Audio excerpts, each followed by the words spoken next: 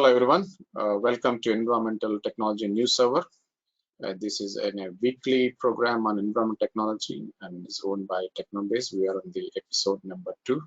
Welcome you all. Sawadee Namaste. Thank you for joining this session.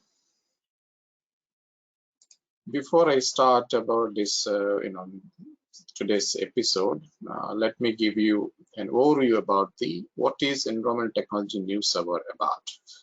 I have a short presentation. Let me show you this short presentation on it.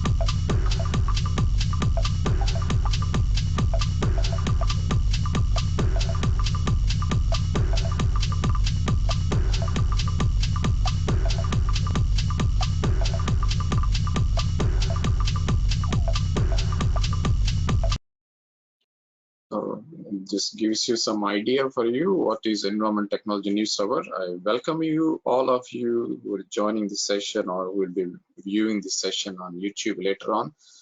We like to encourage you to actually participate. You can engage in these programs by presentations or panel discussion. Number of ways you can participate in this Environment Technology NewsHour. I think the presentation on what is included, we cover a broad spectrum of the environment technology, water, wastewater, and the waste treatments, and also in renewable energies, waste to energy. So the scope is broad, and I welcome you all to participate on a regular basis. Well, let me give you some intro to the Technobase. As this program, this Environment Technology NewsHour is owned and managed by Technobase.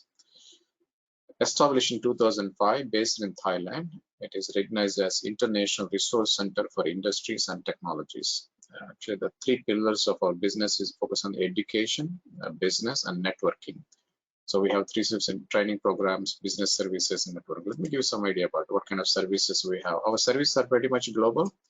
We organize exhibitions, we organize training programs, conferences, webinars. We also have business networks, we have publications.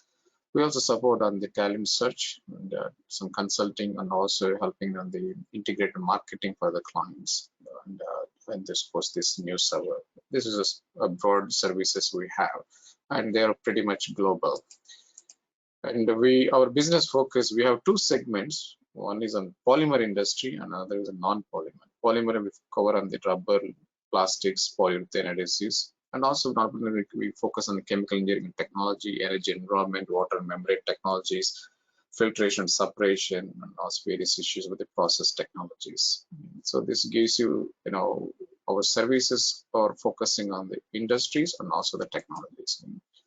So what we have today in this session, what kind of presentations involved today? First, we will have a presentation on the current status of municipal solid waste management in Thailand, presented by Mr. Patharapolu Tularak. He is the Secretary General of the Solid Waste Management Association of Thailand. After that, we will have the presentation on the synthesis of methanol from carbon dioxide, a synergistic approach by Dr. Sanka Chakraborty from the Kalinga Institute of Industrial Technology based in India. So these are the two main presentations today covered in this NewsHour in this episode today. So let's get to today's episode, and the first topic is on the current status of municipal solid waste management in Thailand. And let me introduce Mr. Patharapolu Tularak. He's a Secretary General of the Solid Waste Management Association of Thailand, we call SWAT in Thailand. He has more than 20 years experience. He worked in the government, private and non-profit sectors in the field of environment and energy with a focus on waste and resource management. He initiated a green procurement in Thai government agencies, household hazardous waste management for local governments, and played an important role in drafting the first EPR law for electronic waste.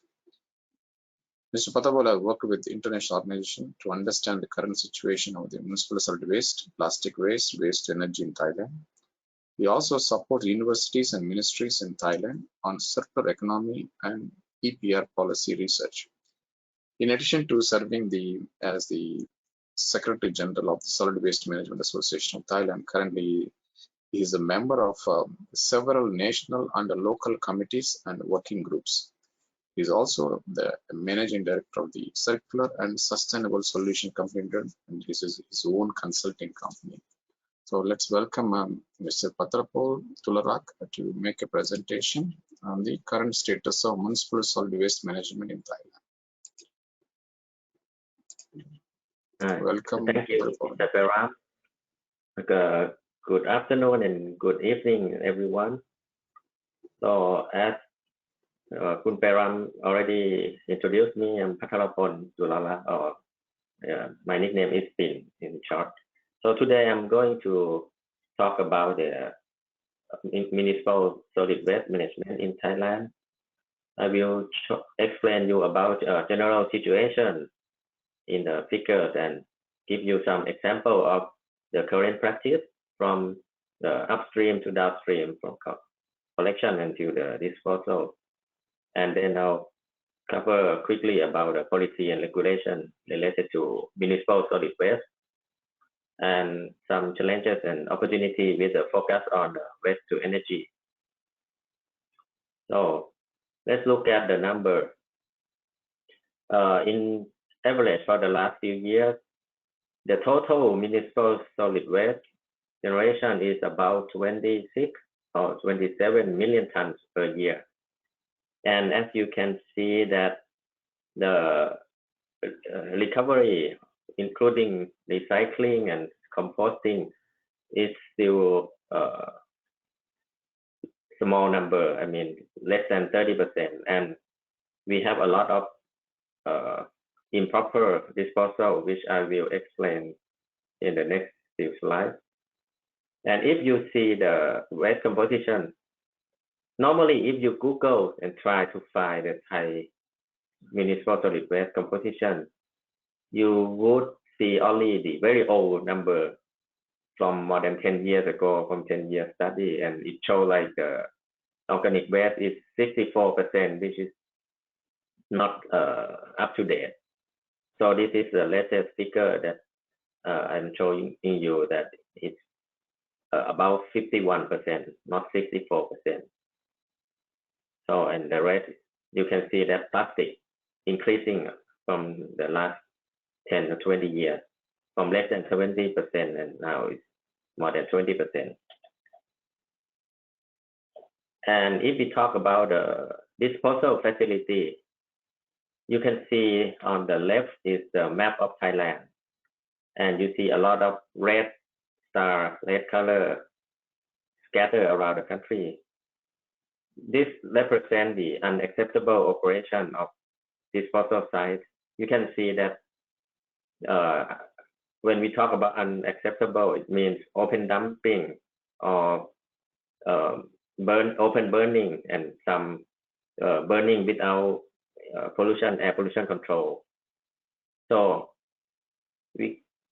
from this figure, more than 2,000 disposal sites, you can see that most of them are unacceptable. It means open dumping, and we have less than 400 disposal sites that are sanitary landfill and control landfill, and very small number of waste to energy facility.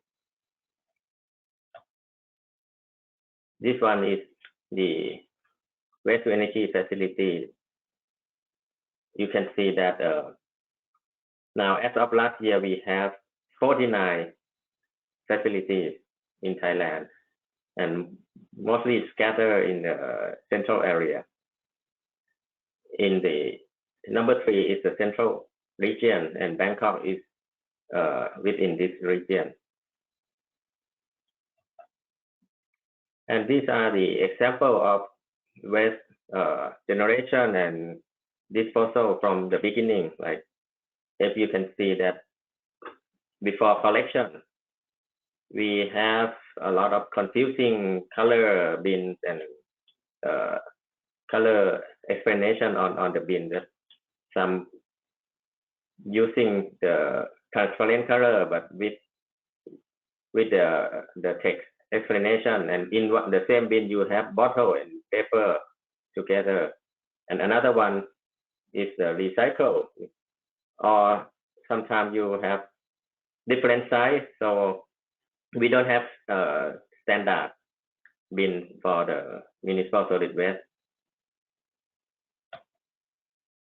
But some place we have quite advanced bins, like we have dedicated drop point for household hazardous waste. You can see that if you have a fluorescent lamps or batteries, dry cell batteries, or even the pesticide aerosol cans, you can put it here, and it will be managed in a proper facility, not open dump, not open burning. And in several shopping malls, you can have like a reverse vending machine where you can put PET bottle in this machine, and then you get voucher or coupon that you can buy, collect the point, and you can use as a discount in the supermarket or in the shopping mall. But many areas in Thailand, we still find this kind of scenery where open dumping or illegal dumping still occurs, and some collection is still not very professional, where you see that the workers don't wear any proper safety gear, no proper shoes, just flip-flop, sandals, and no safety, no long pants or gloves, that kind of thing. But at the same time, in some municipality with enough budget, we have a very clean and professional truck. Like this one, the worker wear long gloves, mask, hat, and boots, and the trucks are clean every day, bright color, and when they go around, you can hear the music. It's like in Taipei, in Taiwan, where the garbage truck have some music. So after collection, I want to talk about the example of reduce, reuse, and recycling, and how to close the loop. This is just an example of online delivery. In the past, we use a lot. I mean, even now we still use a lot of corrugated paper box, corrugated box made from paper. And normally, when you wrap it, and it can be used only once. But in some shops, when you order online product, they come with a reusable plastic box, like the one you see on the left. And for the packing material, in the past, we use a lot of styrofoam or bubble wrap, but it's difficult for recycling because the styrofoam is made from polystyrene and it's very bulky. No one wants to carry this stuff to recycling facility. For bubble wrap, it's recyclable but also bulky. But a lot of companies change to type like a airbag. Then when you unpacked, you can just puncture the hole and you can flatten, so it can be easily recycled because it's not doesn't take much space for the transportation. We have a lot of so-called junk shops where they buy your recyclable waste and they compile the waste aggregate to have enough amount before put in a big truck and send to recycling facility. And we have the tricycle, the Saleng, which we can say semi-formal sector. They buy recyclable waste from in front of your house, so you don't have to go anywhere. You just separate your waste and then you get some money back. But some junk shops, they buy everything, not only plastic and paper. The problem is electronic waste and hazardous waste. So if you see on the right hand side, they dismantle electronic waste, electronic appliance. So all the toxic substance may release to the environment, and the copper wires will be burned in the open air, but not in Bangkok. It will be transported to other provinces and open burn to get the copper. And plastic recycling, this is a major problem about today. We talk a lot about plastic waste. We have a lot of small plastic recycling facilities. We have professional one that can export with world-class standard, very clean. The proper standard, the property of the pellet is controlled very good. But the problem is the small facility around the country is like this in the picture, where you just melt and then use the very simple wastewater treatment. So if all the microplastic is going through the filter and released to the canal and to the river.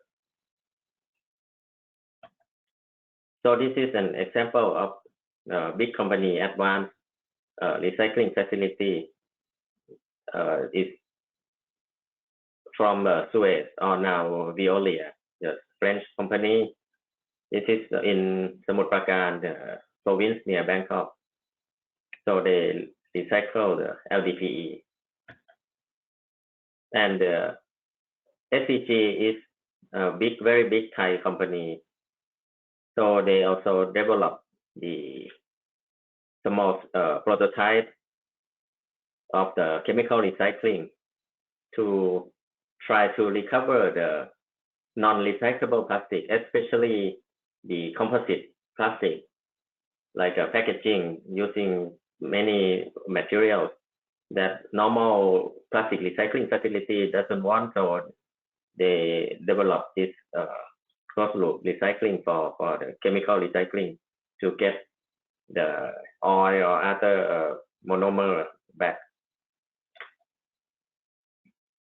And in some case for the recovery effort, on the top left, this is an example of a small municipality with great idea, and the officers and the mayor are very active in environmental protection. You see the color of the flag in the circle, the green color, and some house put the red color. This is to show that if you put the green, it shows that your house want to participate in waste segregation. So the municipality know that, okay, your house show the green flag. You separate food waste, recyclable waste, and the residue waste, the non-recyclable. The municipality will charge the waste management fees very low, like 10 baht per month. 10 baht is about 0.3 US$ per month. But for the case of red flag, if you you don't have time and you don't want to bother segregating waste, the municipality will charge the waste management fee more than 100 baht, which is about $4, 10 times more. So this is to encourage the local residents to segregate waste. But the problem is this kind of municipality, I think the whole Thailand, there's only one or maximum two municipality who are doing this.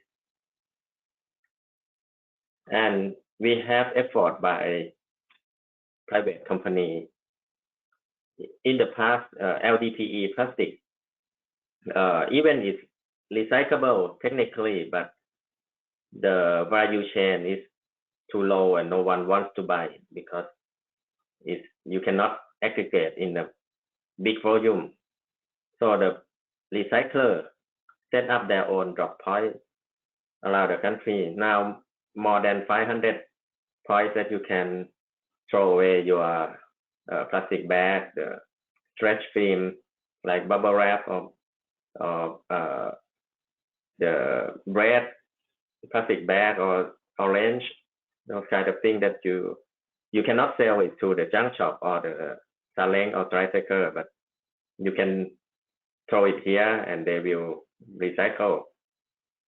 Another example is the milk carton, like the brand Tetra Pak. This is also difficult to recycle. So in Thailand, we have facility who convert the Tetra Pak or milk carton into material to make roof.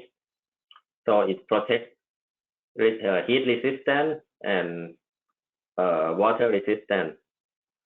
It can be also used as like an artificial wood where you can make a chair or table, desk, and this can be donated to a school in rural areas. So even we cannot sell the milk carton to recycling facility, but we have a lot of programs that support recycling for charity, donate this furniture or roof to rural schools. And another one that I want to point out is sometimes even you try to separate recyclable waste and the general waste, but the liquid part like water or ice in your beverage, if you want to recycle your plastic cup, but if you put your beverage and ice together in the recycle bin, there will be a big problem because it contaminates the recyclable waste and it increases the weight of the collection, the transportation of the waste.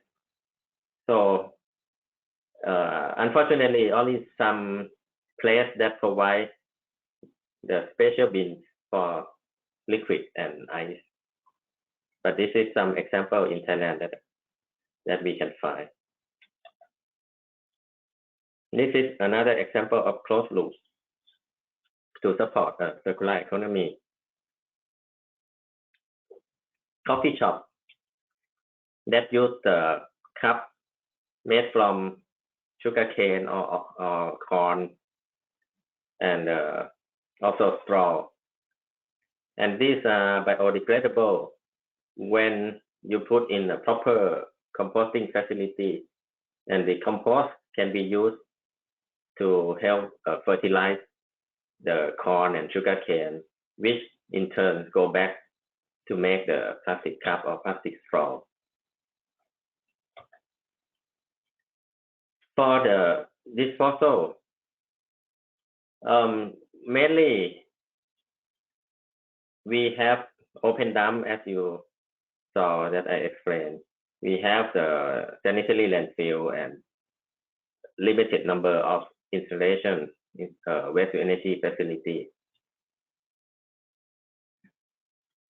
So for the open dump around the country, there's no leachate protection, no lining. So everything is dumped and then just let the nature work on itself. A lot of contamination. And the new emerging problem is the waste, plastic waste and other waste in the ocean, in the river, and on the beach. On the right side, this is the famous beach in Rayong province, and if you go about 5 kilometers from this point, it's a big, it's the most famous petrochemical producing plastic and polymer complex in Thailand. So this is actually some plastic waste we found on the beach, not from Thailand. It's from neighboring countries because I look at the label from other countries. So this kind of problem that we still facing and try to work on this. And for the plan and policy, well, we have a waste management roadmap that already expired, but it leads to another waste management plan that try to focus on the converting dump site into acceptable landfill, and also try to reduce and promote more recycling. And for now, the local government, municipality have to follow the Clean Province plan that Ministry of Interior try to have KPI to check that the local government can follow the plan and then evaluate the result, and they can give a punishment or bonus from local government. On the related laws to municipal solid waste, we have the Enhancement and Conservation of National Environmental Quality Act, the old one, which is not directly related to municipal solid waste management now, because it was mainly taken care by the Public Health Act that authorized local governments to manage the waste in their own area from the collection to disposal, and local government can contract out or assign someone to do on their behalf. And if the private companies want to collect or manage municipal solid waste with a service charge, they have to get a permit from local government. And then we have the main act that control the municipal solid waste currently. So it's the Act on Maintenance of the Cleanliness and Orderliness of the Country by the Ministry of Interior, because the Ministry of Interior still have power over local government. Even the mayor of local governments are elected, but the Interior Minister still have more power. So anyway, for this act, it's focused on the promotion of waste to energy. So it's to facilitate the public-private partnership investment, and it set up the national committee and provincial committee. So if municipality wants to invest in the new waste management facility, they have to get approved by these two committee, provincial one and the national one. If they get approved, they can file open the bidding to find the private investor to work on this. So this is the current situation. And the Energy Industry Act is just to support the feed-in tariff for if in the case if you want to build a waste to energy. And this is the policy that is still not up to the global standard, because for the waste management hierarchy, we supposed to give priority to prevention, reduce, and disposal is the last one. But in the past, from the Public Health Act, the older one, the policy focused on only the disposal side, disposal activity and collection, because the law said that, okay, the local government has to collect and dispose, that's it. Even we had the revised law by the Ministry of Interior in 2017, it just moved up to the energy recovery and talk a bit about recycling, but the reduction and prevention is not prioritized. So the local government has to do everything and have to listen to all the ministry. For example, the Ministry of Natural Resources and Environment that take care of the Environmental Act, which focus on the EIA, and Ministry of Public Health, Ministry of Interior, and Ministry of Energy. And we have the ERC, which is the Energy Regulatory Commission, who directly oversee the waste to energy, not the Ministry of Energy, but ERC is quite independent. So for the Ministry of Interior, you have the central and provincial government to oversee the local administration. And this is the latest policy from Ministry of Interior. From the beginning, I show you this problem about the open dump sites around the country.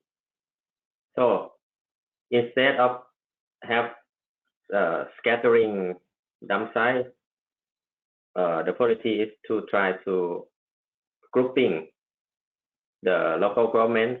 Instead of you have your own dump site, you have to come together and have only one proper disposal facility.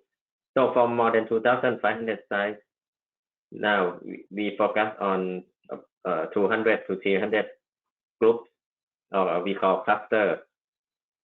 That means the open dump must be shut down, and the new waste should come to the proper landfill from several municipalities join together. And you can see that we have small size, which is less than 300 tons per day. This is the amount combined from several municipalities, and medium size and large size.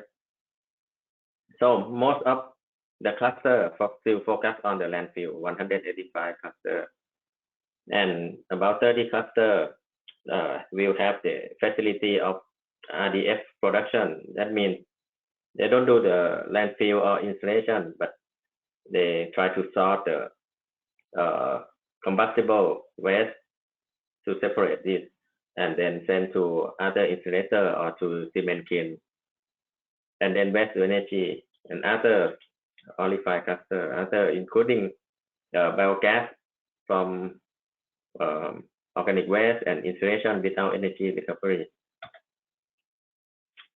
So we have the feed-in tariff to support, and this is waste to energy project development procedure that the local government, LAO is the local administration organization or municipality, they have to study the project that they want to propose for approval, and then passing through provincial national committee, and then if it's approved, then you have to go to the bidding process, and then the winner will sign the contract.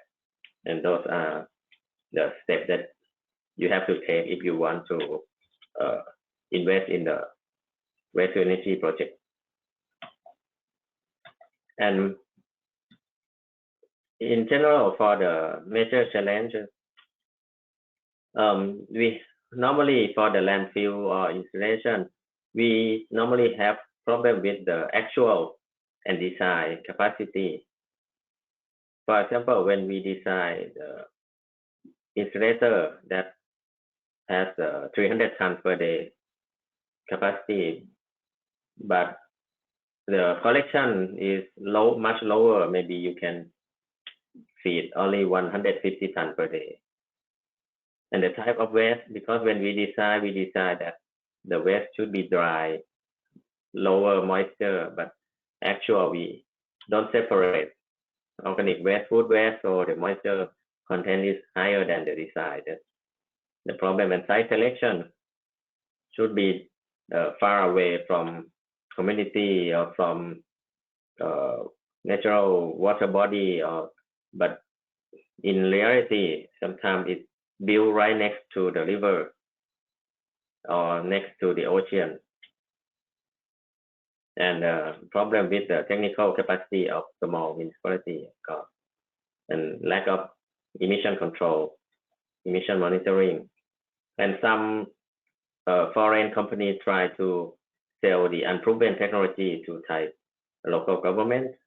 Yeah, and most importantly, the lack of waste segregation from the residents.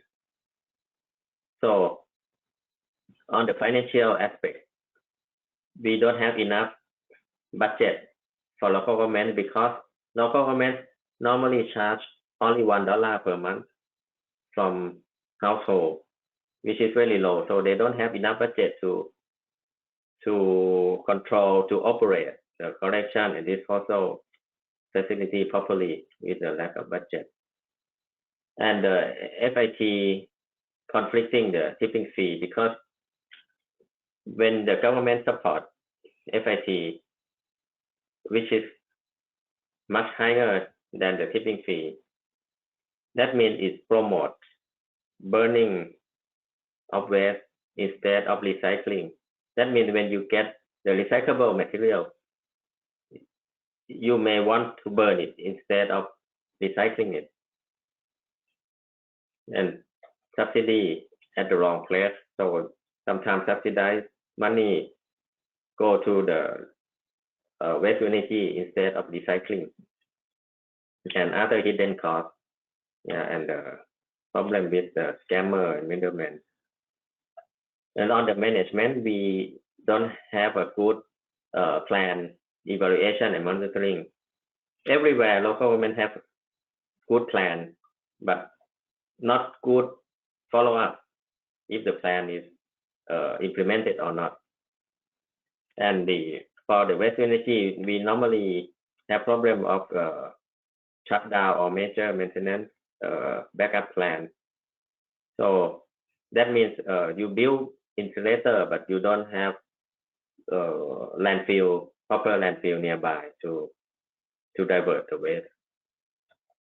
Yeah, and I already talked about reduce, reuse versus recycling and material recovery and energy recovery. And because the cluster policy needs a lot of cooperation and good communication among local governments, and sometimes we don't have good cooperation. Yeah. And on the political and social aspect, we have some confusing perception and mindset.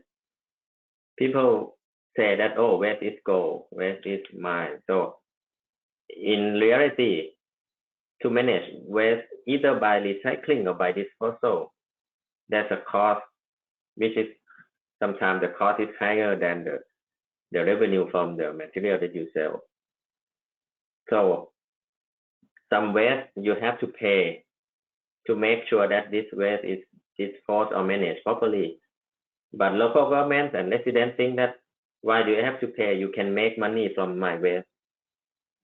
So that's the problem of external cost is not internalized.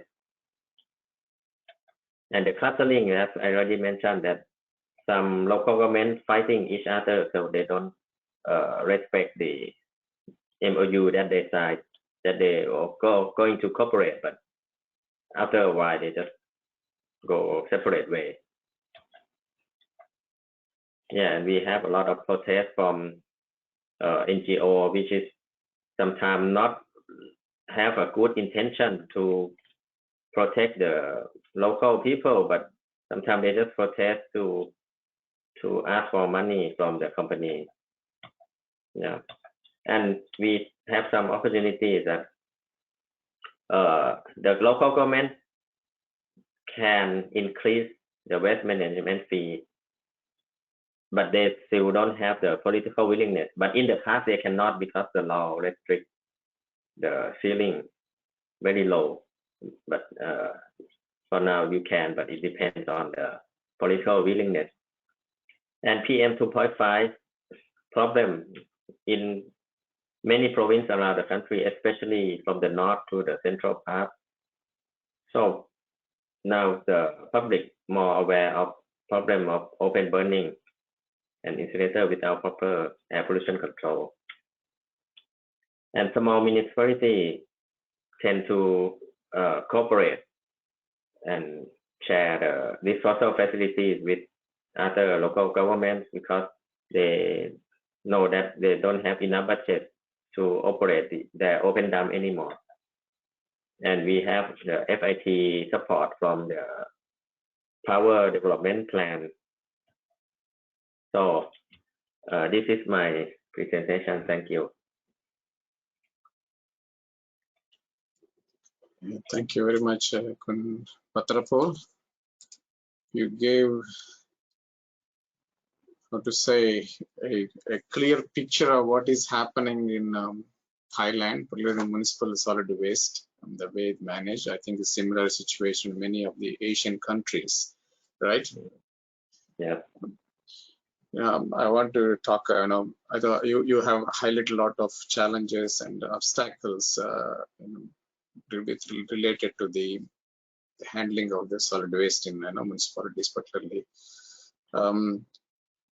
Of course, I want to understand where is this environmental education part comes into, which ministry is taking care of it. I think it's at the end of the day, all these solid waste problems, you can at least minimize it by educating the younger generations or coming generations. So is there any policy about environmental education since from the schools itself? Yes, thank you for your question.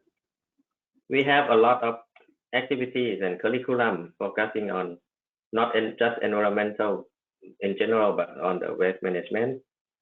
So a lot of we call zero waste school that you can enter into the contest and you get a reward. But zero waste school still, even it's called zero waste, it's still focused on the recycling part, you segregate waste, but they don't talk much about reduction, waste avoidance. So it's like, so the school children can eat and leave a lot of food waste. And if you have composting or can manage food waste, you get reward. But actually, you should promote to finish your food, not to have anything left over. That's an example of the situation. Another thing is all the curriculum or all the training program or activities in school. Children learn from school that, okay, this is the type of bins, this is type of waste. They know, they understand very well. But when they go home, in practice, they cannot do anything at home because their parents do the opposite. And their house, they don't have separate bins. So it's like you learn something, but you practice different things. Yeah, there's a cooperation between Ministry of Education and Ministry of Natural Resource and Environment on this issue. Allow the country, all the schools in Thailand.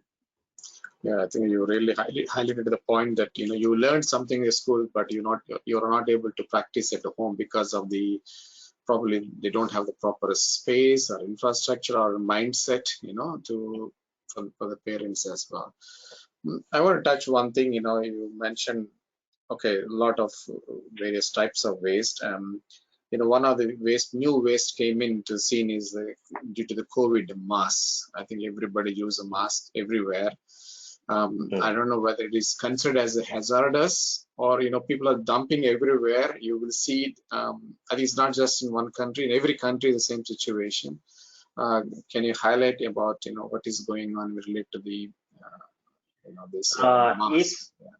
If the mask is used by the positive patient, the COVID positive patient, and quarantine in a public health facility or some quarantine hotel, this will be managed as the infectious waste. So it will be insulated. But the mask wearing by non-patient or by COVID negative. So we just encourage that you make sure that you try to wrap it with another plastic bag, or if you test positive by ATK, then before throwing away, you have to disinfect by the alcohol or disinfectant first, then put in a bag, and it will be managed like a normal municipal solid waste.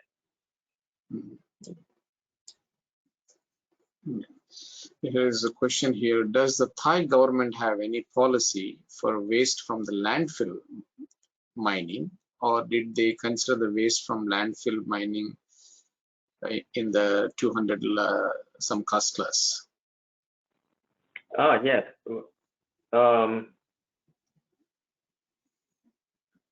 Actually, I have a photo in my slide, but okay. For example, some municipality that have big land, but the landfill is full already, so they now get a contractor to recover the RDF from the old landfill, and the plastic, mostly it is plastic, right? The RDF, and this is sent to the cement kiln or to the power plant in another province, and they get some money, maybe like 500 or 800 baht per ton. So it's about 25 US dollar per ton that they can sell. So the local government wants to do this, and then they can have enough space for the new landfill. This is happening in many municipalities in Thailand. Okay. You have mentioned about the one, I think 2 municipalities are using that flag system, right? If you use a green flag, you participate in the recycling project. If you use a red flag, how successful is it? How successful is it? Oh, very successful in that local government. For example, before this system, they generate about 12 tons per day. It's a small municipality in the rural area in the northern part of Thailand. From 12 tons per day of waste. After this, now it's only 800 kilograms, less than 1 ton per day. For the final waste to be disposed. This is very successful. Yeah, it's a very good example. I think that's also increased awareness, and also being a small, easy to manage, I guess, is it? Yes. That's one of the main reasons, because with small community that you can talk to all the residents, and yeah. And do you think that about the waste collection fee? Do Thai people accept increasing it? If you are, let's say, currently you say 100 is 100 per month. If you charge high, do you think there is a positive impact in reducing the waste generation or better practices? I think Is this a there will be a fee lot of system? protest, but we cannot do it in a day. We have to gradually educate and make them make us more familiar. I can give you an example, like $1 per month for waste management. You say that, oh, expensive, I cannot pay. But everyone paying $20 for mobile phone service every month and no one complain. And electricity, $30 per month.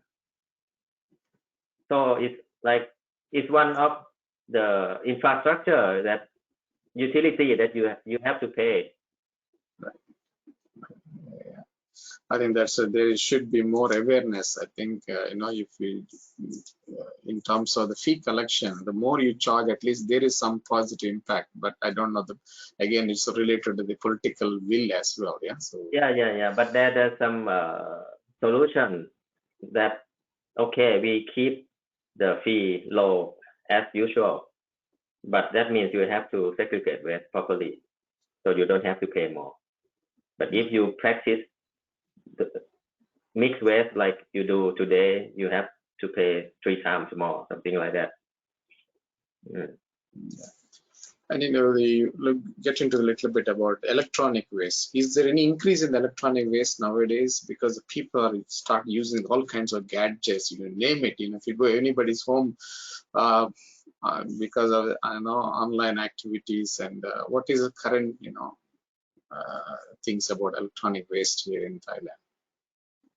Yeah, there's some effort by the private company, but as you know, they only accept the very high value product like mobile phone or computer or something that recyclable that they can send to recycling facility, like a lithium battery. They export to Europe or to Korea or to Japan. But for other things, it's a big problem because there's several communities in rural area of Thailand. They do the open burning and dismantling everything that is very dirty, and they can sell the copper a very high price. They are farmers and they don't grow rice anymore. They just do this business in the whole community, whole village doing that. That's still unsolved. Yeah. Mm-hmm. And finally, I'd like to talk more issues, but time is limited. One final question is: you are a Secretary General of the Solid Waste Management Association of Thailand.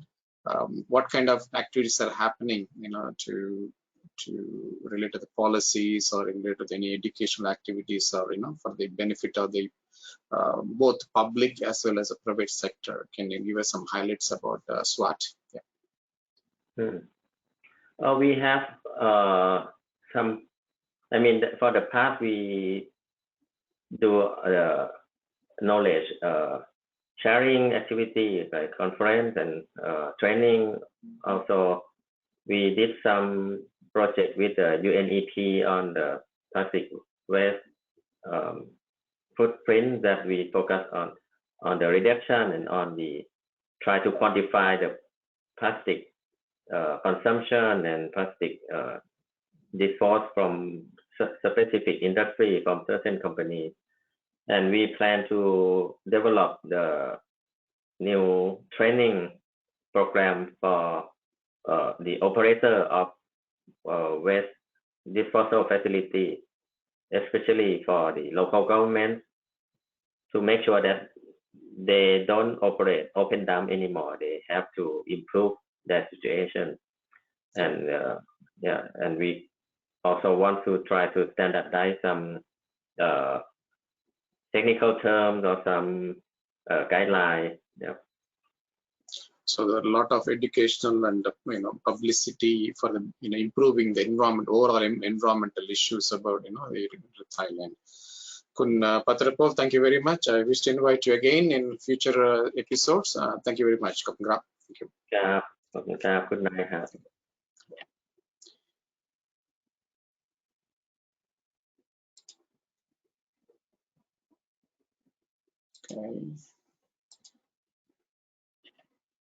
Okay, that's the presentation and the discussion on the current status of municipal solid waste management in Thailand.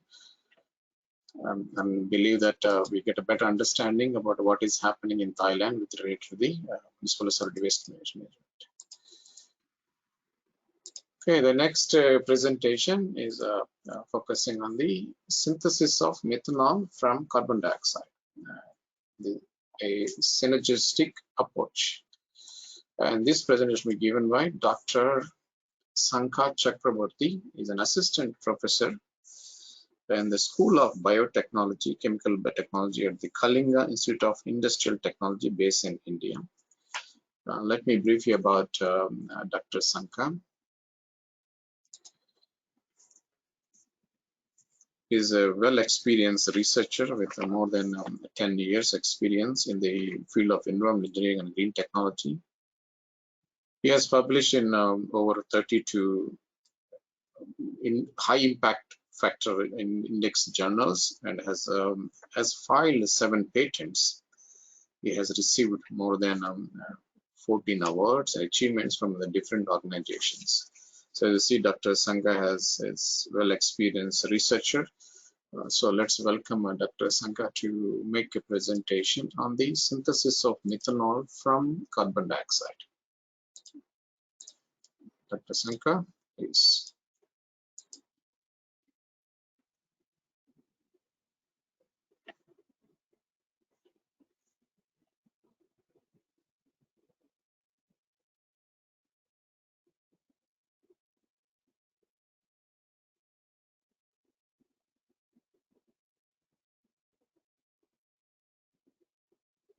Put in the presentation mode, please.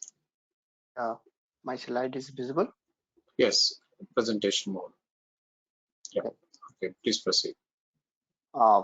Very good evening, as per Indian Standard Time. So, myself, Dr. Sankha Chakraborty, and I'm assistant professor of School of Biotechnology and Chemical Technology at University. So, it's a good platform.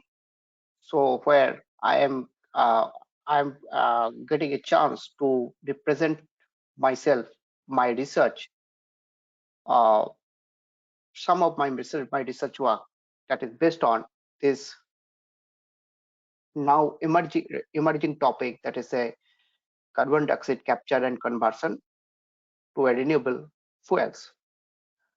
So my approach is synthesis of methanol from CO2, and I'm going to discuss some synergistic approach through my presentation. So this is the methanol, and this is the applications of different points of view of methanol applications.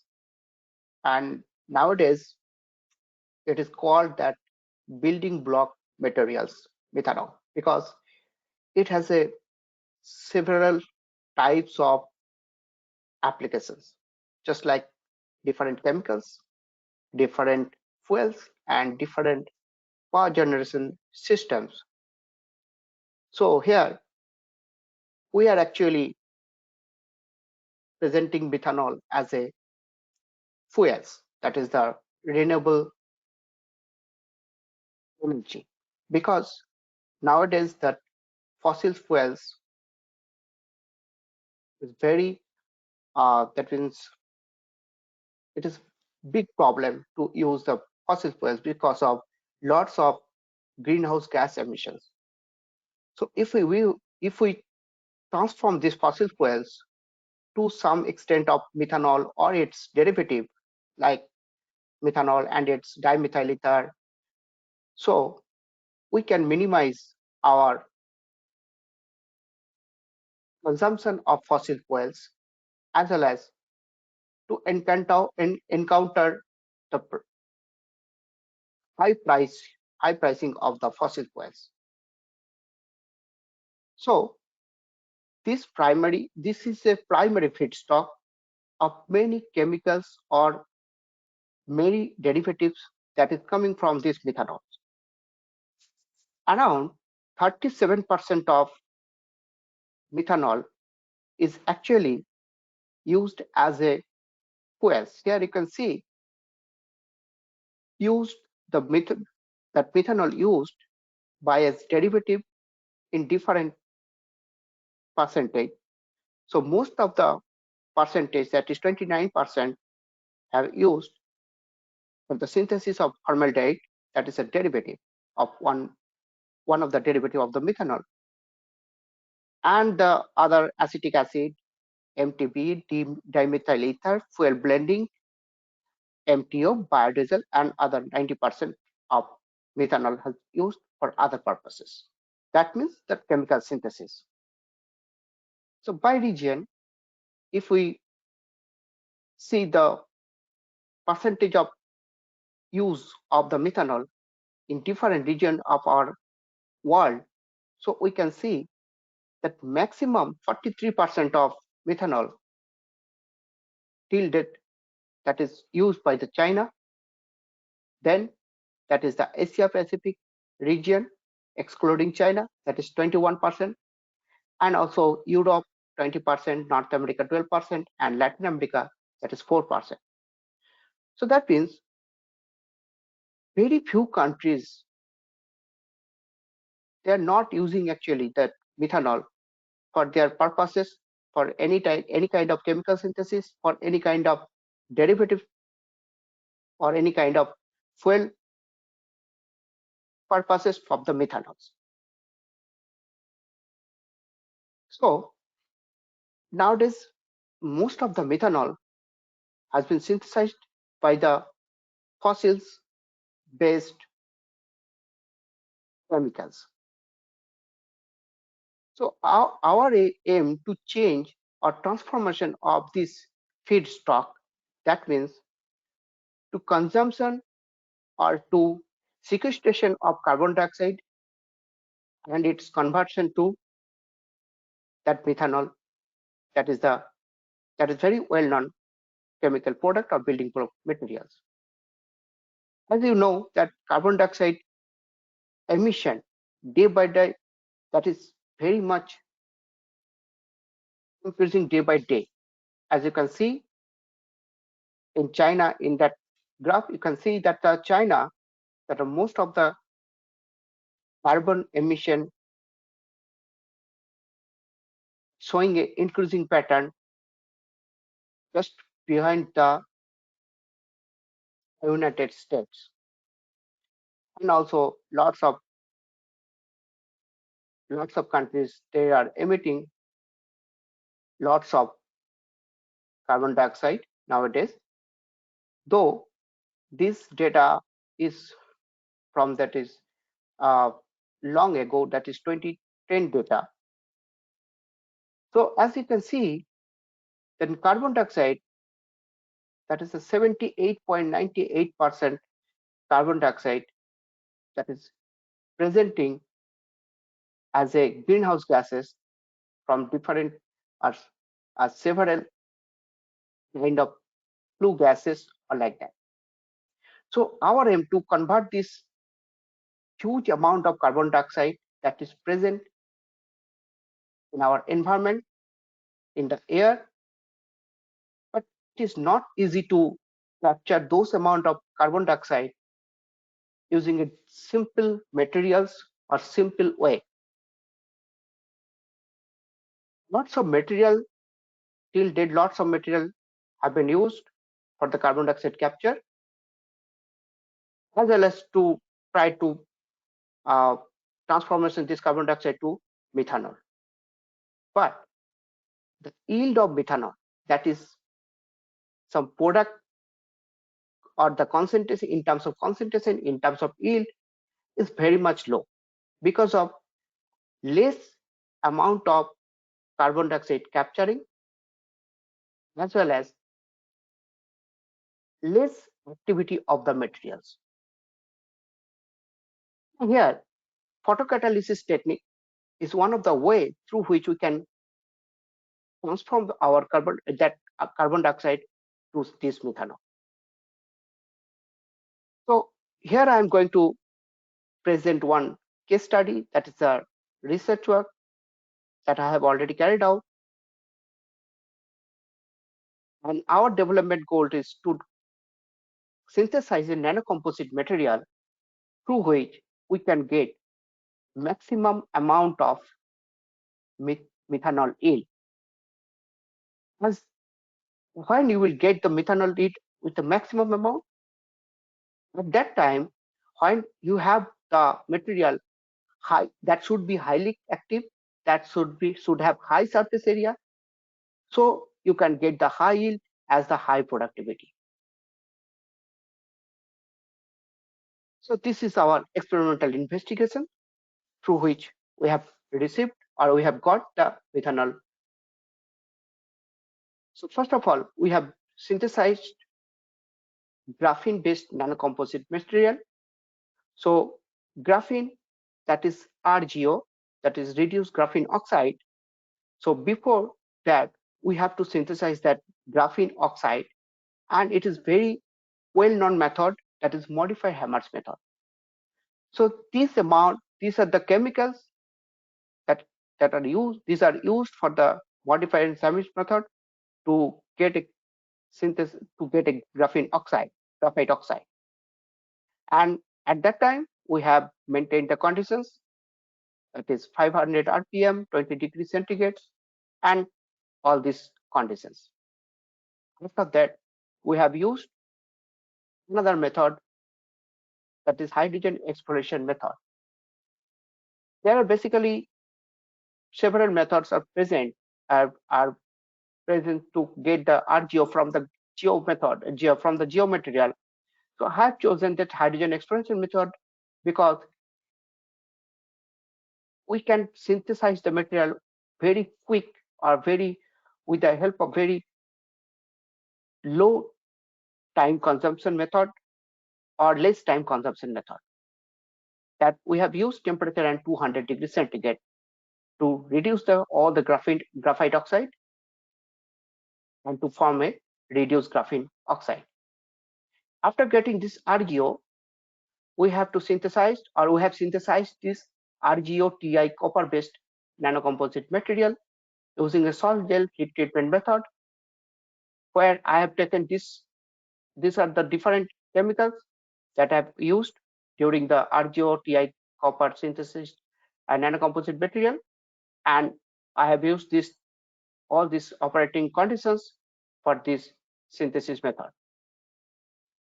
This is a simple schematic diagram through which we have got the graphene oxide. This is very sophisticated instrument, and very cautiously we have done the experiment, because as we are using hydrogen and with a high temperature, so we have gone through the experiment in a very sophisticated instrument. So we have maintained the temperature 200 degrees centigrade, time 2 to 3 minutes, and surprisingly, we have seen that the volume of the graphite oxide that increases at around 200% after 2 to 3 minutes. So we have seen that very porous structure, very porous, very lightweight material have formed after this hydrogen exploration method. This is the real-time system, that is basically the quad type reactor, cube reactor. Through this we have used, or through this we have synthesized that graphene oxide materials.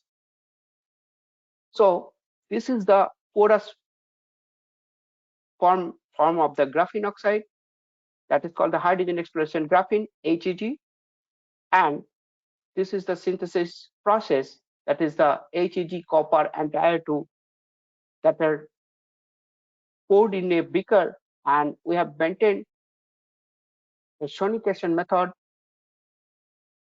for 2 hours. So finally, we have developed the catalyst or nanocomposite materials. After development of this nanocomposite material, we have used in an annular type photoreactor system, to convert this carbon dioxide to the methanol. So we have used that synthetic carbon dioxide for the getting the methane. And these are the equation, these are the different operating conditions that have used during the synthesis process, and this is the real-time picture. This is the mechanism why we have used the graphene material during the synthesis of nanocomposite, this type of nanocomposite material. TiO2 is a well-known material that can convert this carbon dioxide to methanol or any photocatalytic process. But it has a higher band gap. So the yield of the conversion, that is the photocatalysis reaction, the product yield is very much low. So we have used copper oxide to reduce its band gap, but overall surface area of the material suddenly decreased. We have incorporated that graphene material to get a high surface area, as well as graphene has a good characteristics, just like a metallic. It is acted as a metallic conductor because of it has a high electron mobility on its surface. So electron mobility suddenly increase after the uses of this graphene to the copper and type that is a copper laden titanium oxide. So this is the significance of the graphene that is used for this, for the getting this type of non-composite material. After getting the material, we have characterized it. You can see that two different XRT pattern. One is for hydrogen exploration graphene, and another is for the hydrogen exploration graphene based nanocomposite material. So both of the XRT pattern, you can see that 17 to 30 degree, that is actually showing the presence of graphene, or that is a conversion or transformation of graphite oxide to its graphene. In the figure B, you can see there are same peaks, that is a 20 to 30 degree, that indicates the successful incorporation of HEG in the catalyst, because that HEG must be present in between 20 to 30 degree. And as we have used titanium oxide, so there is a different titanium in anatase phase in a different degree, that is 25.3 degree, 38.6, and 48.07 degree, which represents that 10112 and 200 crystal planes of the titanium in anatase phase. And 42, that is suggests that is the coupling of the copper in the nanocomposite material. In this Raman effect, here we are actually showing that two different, that is the that we are showing that the incorporation of HEG, or actually we are actually showing that exact, or we are actually synthesize the HEG from the graphite oxide, that is from geomaterials. So D and G peaks, that is 15.1598 centimeter per centimeter, G peak and D peak, that in Raman spectroscopy analysis indicate the presence of both sp2 hybridized carbon lattice and disordered hexagonal carbon array respectively in the synthesized HEG nanosets. It's a very useful characterization method through which we can say that we have synthesized the HEG in our synthesis process. The structural analysis of the HEG as well as the nanocomposite material. In the first one, that is the figure 3a, that is showing that is the same image of the synthesized HEG. So as I have given the explanation that porous form of the graphene oxide. So we can see here that it is a different structure or porous structure that is present in the same image, that is the figure 3a. And in 3b, that is a very lots of spherical type materials are present in this nanocomposite material, which is actually showing, and you can see there are different materials, that is the combining of different materials we can see through this same index. And this is the index plan through which you can say the different materials that is present in terms of titanium, in terms of copper, in terms of carbon, and obviously the oxygen that's present in the materials. This is the AFM analysis, and this is extremely important surface topology, and this has a 3D view of different type of materials that is embedded or coupled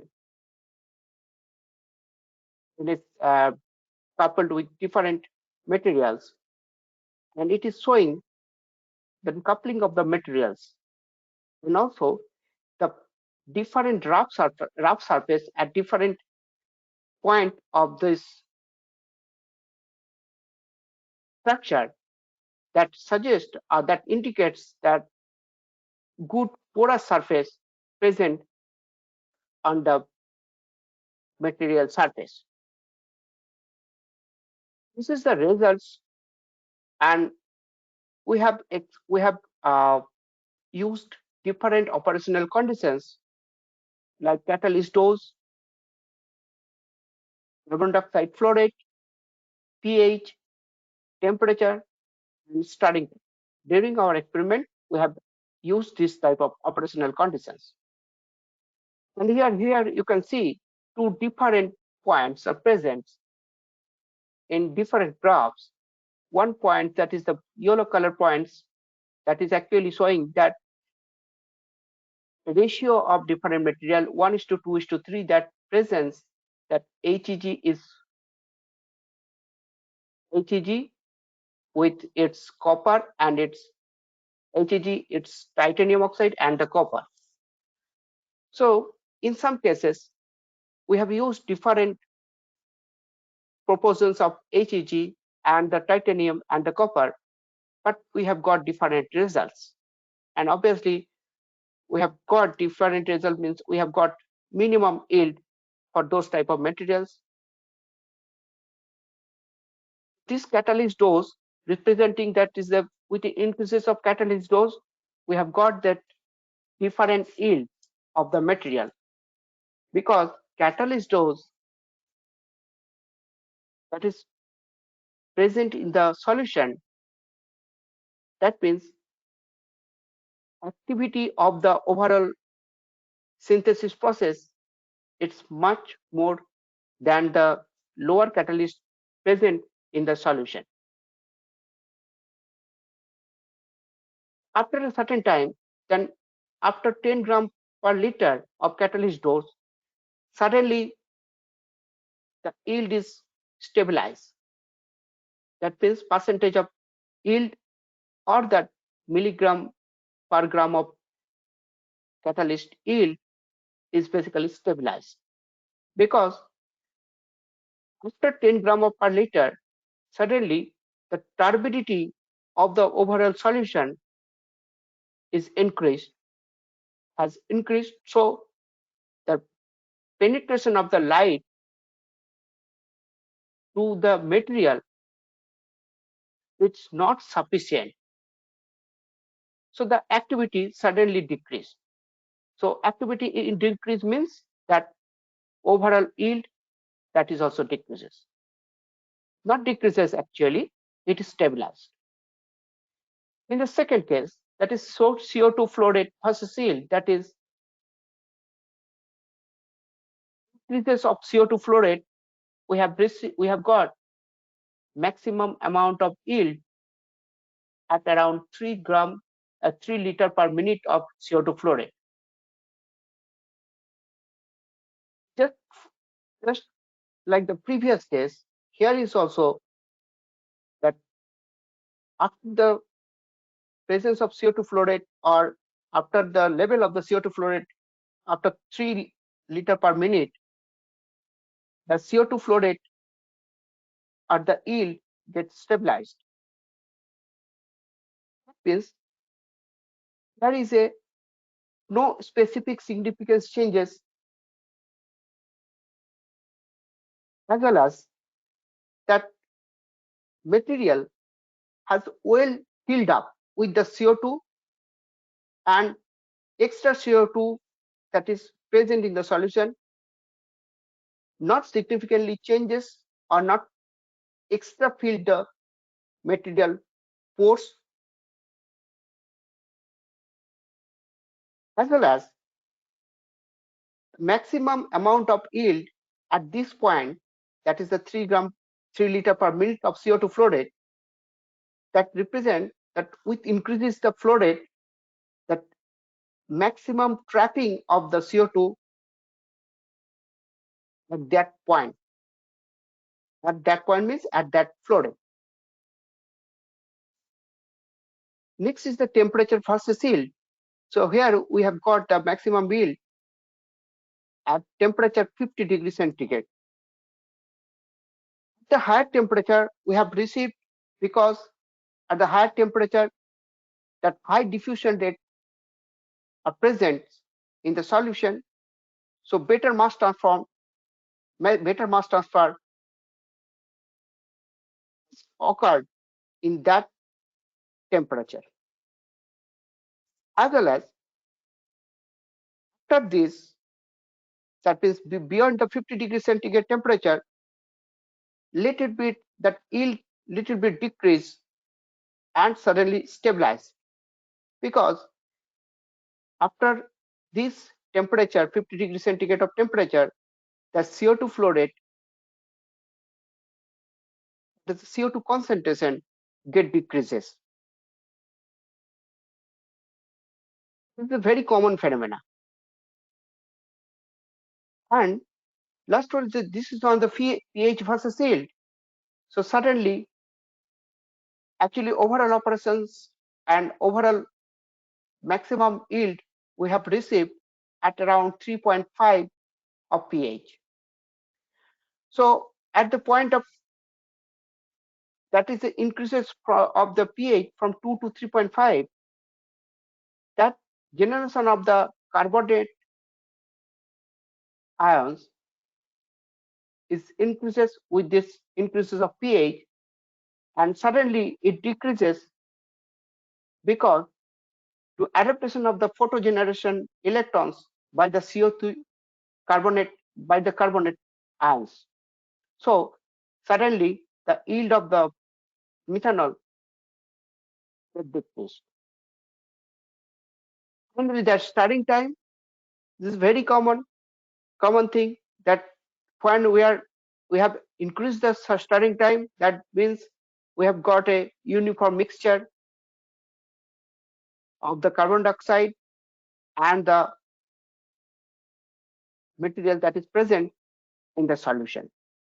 So we've got the maximum interaction of this carbon dioxide and the nanocomposite material.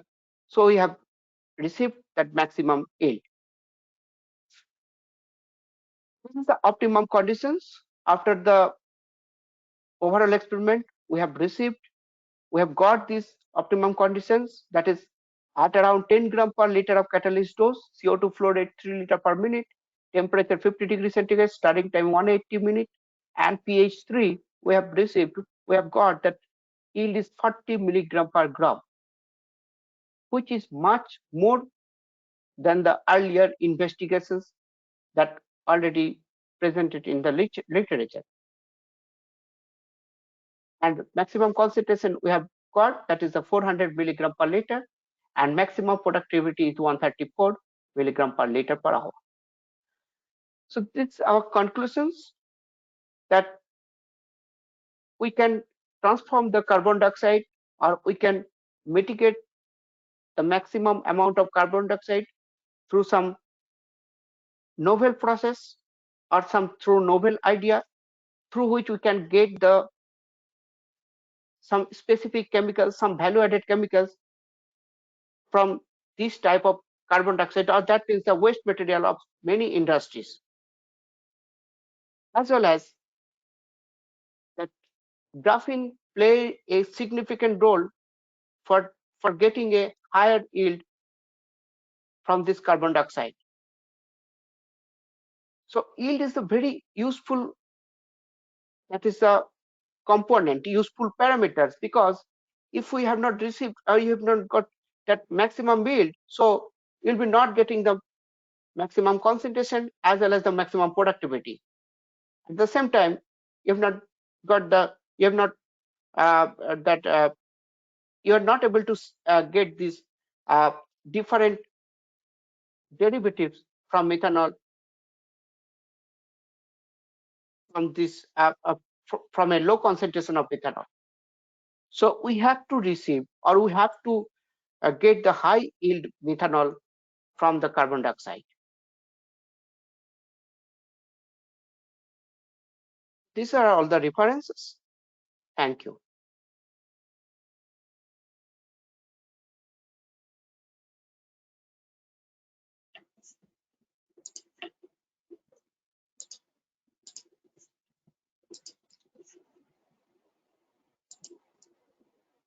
It's excellent presentation, Dr. Sankar. It's very nice to know about the you can capture carbon dioxide and convert into methanol, which is you really replace some of the fossil fuel options. And particularly Asia, as you see that you mentioned that Asia has more consumption of methanol compared to other countries. So, and also you have Asia have more hot weather, a lot of carbon dioxide as well. Yeah, right. So it's very nice. And I want to ask you, can you talk about why graphene? Yeah, the graphene is because of, to get the maximum yield, as I have told you, that only the titanium is not sufficient to maximum yield of the any photocatalytic product, photocatalysis product, because of high band gap, that is belong from 3 to 3.2 electron volt. So high band gap energy. So we can reduce the band gap energy by coupling some materials like copper, like other materials also present. But suddenly, when we have used the copper to get the low band gap energy, so at the same time, we'll get that less surface area, less active surface area. So we have to change the concept.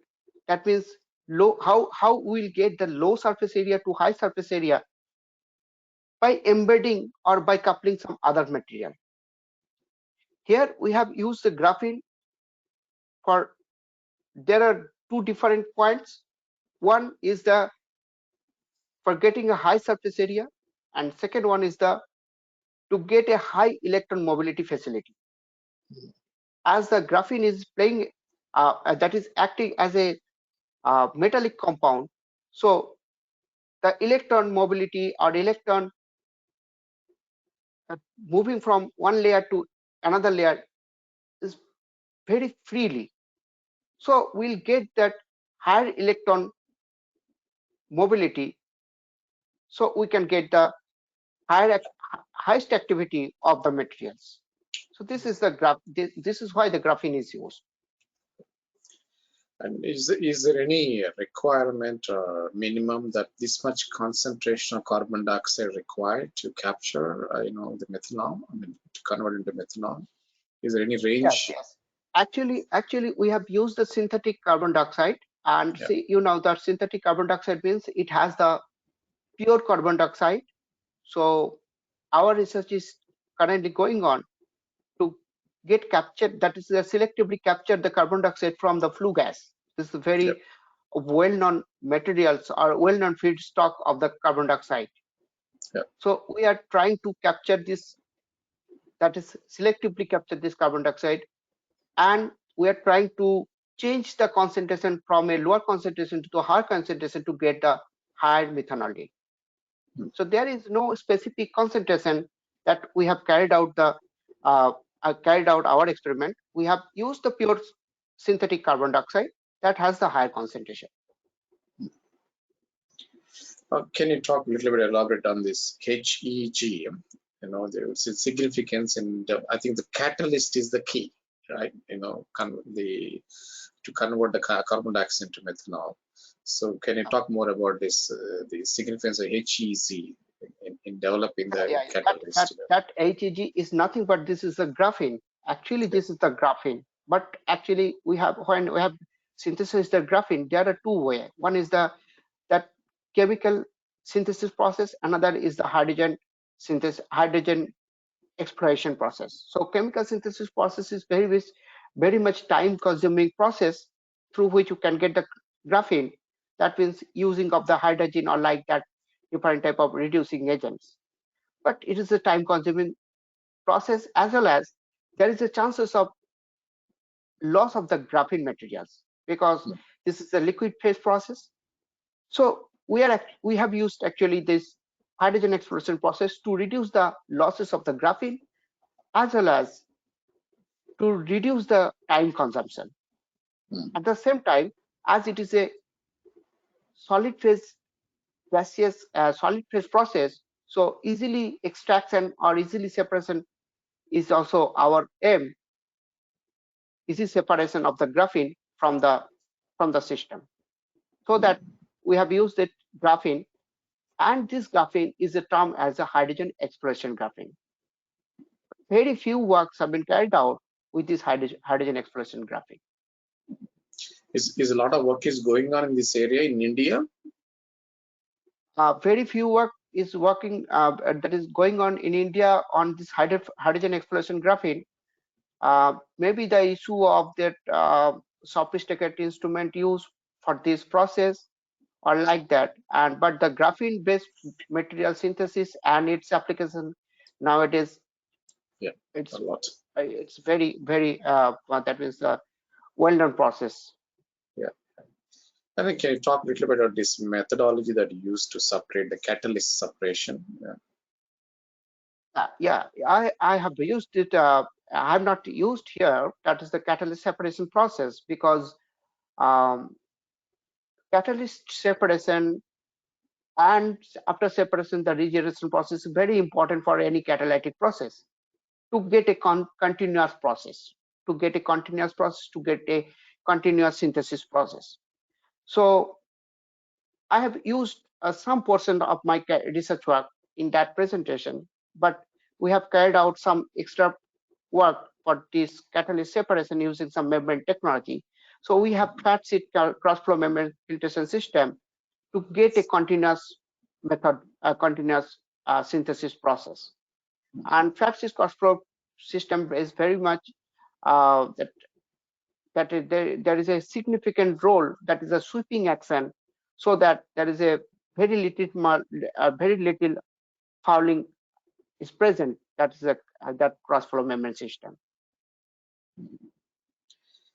Excellent work, Dr. Sankar. Before I let you go, I'd like to know more about your institute, the Kalinga Institute of Industrial Technology. Is it, can it give us, for the benefit of the audience, what kind of research going on there, what kind of facility infrastructure is there? Can you introduce more details about the Kalinga Institute of Industrial Technology, KIIT? Is it how you call it? Yeah, that is a KIIT. Nowadays, the KIIT University, that is the that has the highest rank that in terms of private university, that is the AIRA rank. That is already declared by the government of India, and also it is an eminence of institute. Institute of Eminence, it has the tag, the Institute of Eminence, and it has the good ranking, that is the NIRF ranking, it's 21.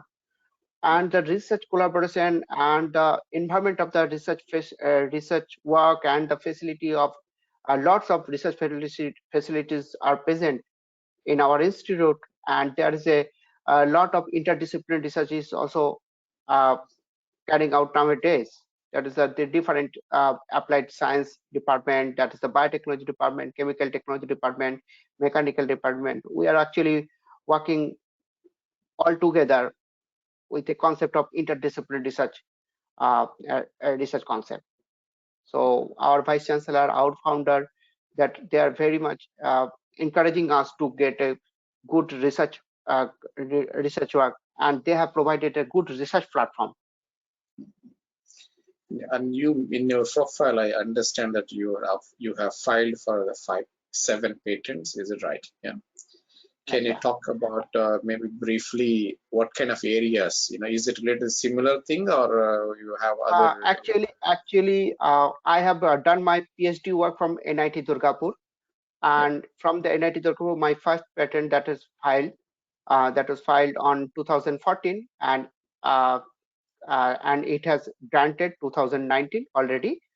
And that work is based on the arsenic separation and stabilization by a membrane integrated system. And basically my work on this arsenic water treatment system by the membrane technology. After then, I have already I filed 2 patents on my research work, that is the graphene based materials and the synthesis process. And also we have I have patented 2 different work, that is the arsenic sludge, 2 different work on different arsenic sludge and the fluoride sludge treatment. And recently I have patented 1 patent that based on wastewater treatment using that graphene based materials. So I see. I understand that your one area is the graphene, other reason is arsenic waste. Yeah, is it right? Yeah. And thank you very much. I think you gave us a lot of light on this methanol from carbon dioxide. And also congratulations. I understand that you are a young scientist award. You received number of young scientist award. I wanted to continue to do good work for the benefit of the country. At the same time, reflecting your institute very well. Okay. Yeah. And but one last thing I would ask you is this: you guys, Kalinga Institute of Industrial Technology, do you have industry collaboration as well in terms of research? Only the government? Definitely. Actually, here I'm working as a assistant professor in chemical technology, and lots of industries have supported our research work. That is the NALCO, that is Hindalco, that is SRF Chemicals. So around 8 to 9 industries have supported us to get the research work. Fantastic. Good research work. Fantastic. Around 2.5 crores of research fund that we have right now. Fantastic. Excellent, Dr. Sankar. I'm really glad to know you, and thank you for joining this environmental technology NewsHour. You have presented a very nice work of yours. I look forward to welcome you in the future again with some other topic or other research work what you're doing. Okay. Definitely. Once again, thank you very much. Thank you very much for your appreciation. And I have also good platform to that share my some of my research knowledge, and you have given the good platform to share of my knowledge to other peoples, and also you are my senior, so I have got the many that's good suggestions from you also. Thank you. Thank you, sir. Thank you, Sankar. Thank you. We will be in touch. Okay. Thank you very much. Obviously, sir. Thank you. Thank you, sir. Okay, that's an interesting presentation from Dr. Sankar Chakravarti. Is about the synthesis of methanol from carbon dioxide. Really interesting work is going on this subject. I hope you find it useful. Okay, that's the end of the presentations of episode number 2, and you can watch this 2 presentations of this episode 2 in our TechnoBase channel on the YouTube. So feel free to check it out if you wanted to review it again, or whoever is watching or in the record format on YouTube. If you have any comments, you can also post the comments on our channel, so our speakers will be able to respond to you as well. Okay? If you have any comments, suggestions, you would like to contact us, you know how to contact us. You can contact me or Sister Peram. So both of us are available to assist you. I hope to see you in the next episode on Environmental Technology News Hour. This is a weekly program. We'll bring it to you sometime useful, focusing on the environmental technology. Thank you very much. See you next time.